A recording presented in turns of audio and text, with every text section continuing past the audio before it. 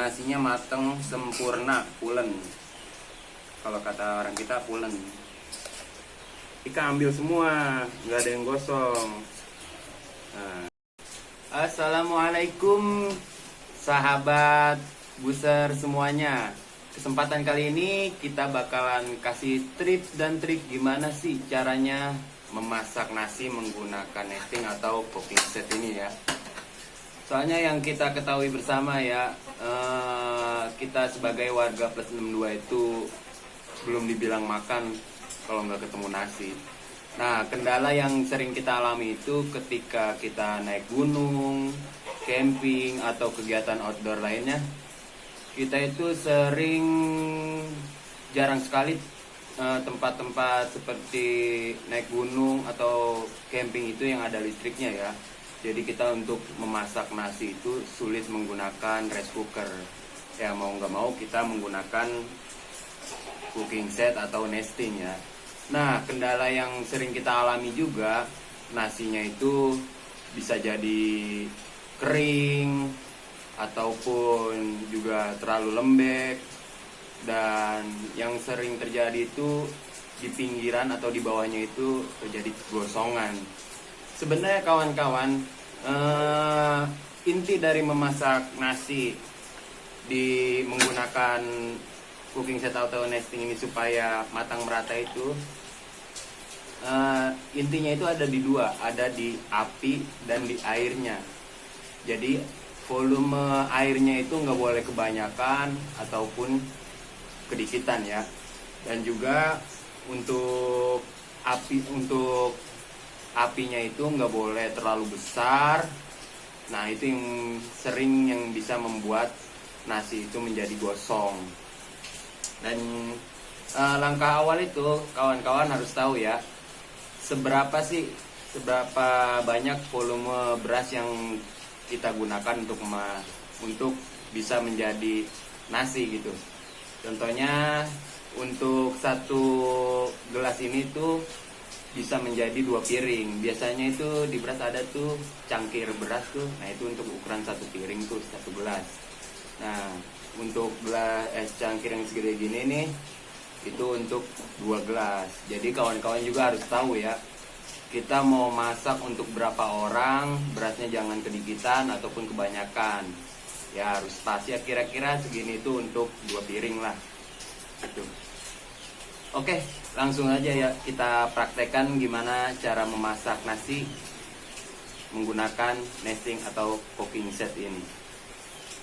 Pertama, berasnya kita tuang dulu ya ke dalam cooking set nesting ini. Ini untuk 1 gelas ini, cangkirnya agak gede ya.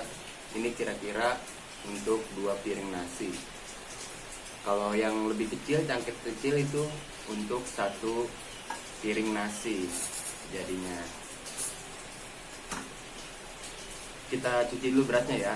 Tapi bagi kawan-kawan mungkin yang sering naik gunung atau berkegiatan outdoor lainnya yang jarang nemuin air, ya nggak perlu dicuci gitu berasnya ya. Ya tergantung kondisi kita lah. Kalau misalkan kita menggunakan air terlalu banyak, takutnya kita kehabisan air atau gimana ya. Ya karena posisi saya sekarang sedang ada di rumah, jadinya air banyak gitu ya. Jadi berasnya kita cuci dulu ya. Pos. Oke, ini berasnya ini udah saya cuci bersih ya. Cuman volume airnya belum saya tambahkan. Jadi supaya teman-teman tahu juga ya. Jadi ketika kita masak nasi itu, masak beras ya supaya menjadi nasi, kita itu harus tahu takaran airnya seberapa banyak ya. Nih saya contohin. Jadi untuk mau masak nasi sebanyak apapun, yang penting itu ukuran lebih mudahnya itu volume air itu satu ruas jari kita gitu. Jangan kurang ataupun jangan lebih. Kalau kurang itu kemungkinan bisa membuat nasi jadi keras atau bahasa bekasinya itu menjadi meletis ya. Kalau kebanyakan ya otomatis menjadi bubur gitu. Ya seperti kata pepatah mengatakan, ya mau gimana lagi, nasi sudah menjadi bubur kacang hijau. Oke, di sini kita tambahkan masih kurang ya volume airnya.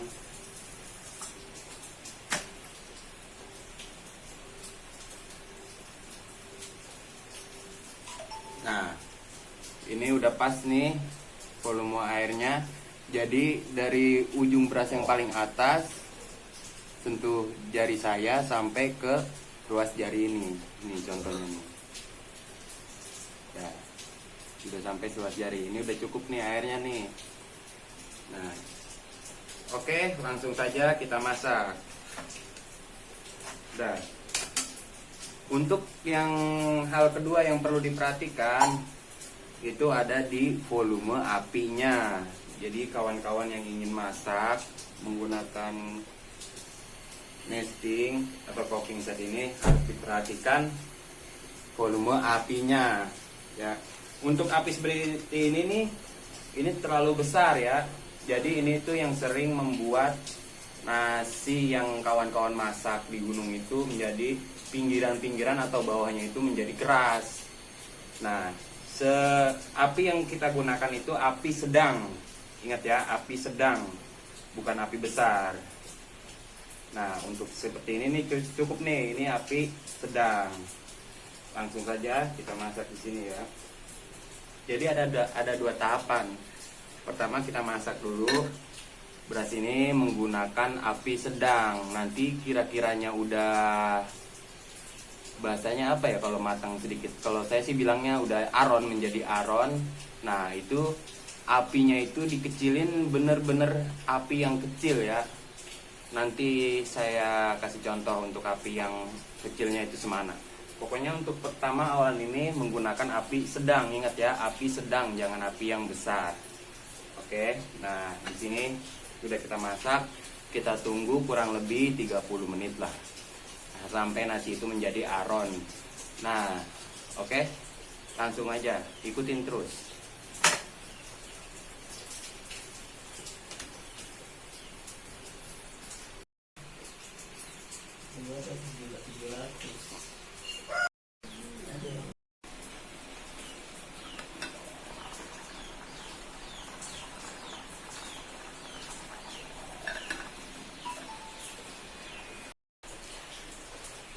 Oke, setelah kurang lebih 20-30 menit. Nah, jadi airnya itu, volume air udah berkurang. Cuman beras ini, nasi ini belum mateng ya. Ini tuh masih aron. Kalau apa sih bahasanya kalau aron itu bahasa Indonesia? Pokoknya aron, masih keras ya. Jadi belum bisa dikonsumsi ini tuh. Nah, setelah sudah aron begini, kita melakukan hal yang kedua, yaitu apinya dikecilin.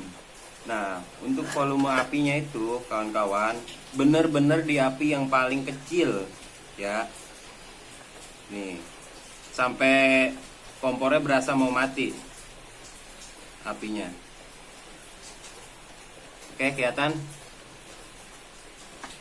ya. Tadi kan kita menggunakan api sedang seperti ini ketika masak. Nah, ketika nasinya sudah menjadi aron, apinya kita kecilin bener-bener di volume yang paling kecil sampai kompornya mau mati lah gitu ya. Jadi untuk memantapkan matangnya nasi. Nah, seperti ini nih. Ini api yang sangat kecil nih ya. Nah, di api yang kecil ini kurang lebih kisaran 10 menitan lah, baru nanti nasinya bisa dikonsumsi. Oke, lanjut. Oke teman-teman, setelah kurang lebih 10 menit kita lihat apakah nasinya matang sempurna atau tidak ya. Ini kita lihat ya. Tuh, nasinya matang sempurna. Yang penting intinya dari memasak nasi itu ada di volume air dan volume apinya ya. airnya harus pas, apinya jangan terlalu besar. Oke. Oh, kita lihat apakah ada gosongnya atau enggak. Kompor kita matiin dulu ya. Ini juga enggak. Mana doang. Nah, coba kita lihat ya nasinya, apakah ada yang gosong atau enggak ya. Kita pindahkan piring ya.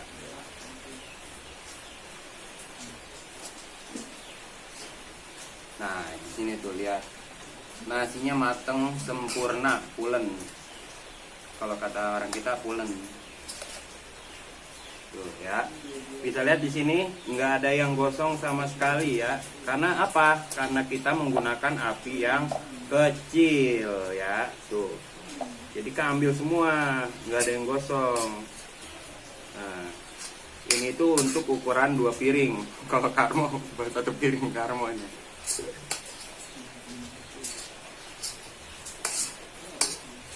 Nah, kita lihat ya di sini ya. Tuh, bisa kita lihat ya. Nggak ada yang gosong. Matang dengan sempurna. Jadi beras juga nasi nggak ada yang kebuang. Karena matang sempurna di sini ya. Tuh, kita lihat ya. Nggak ada yang gosong sama sekali. Jadi semuanya nasi keambil. Nah,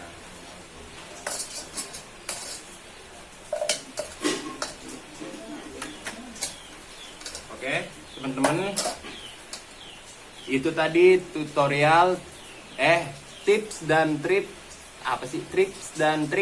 memasak nasi menggunakan nesting atau cooking set.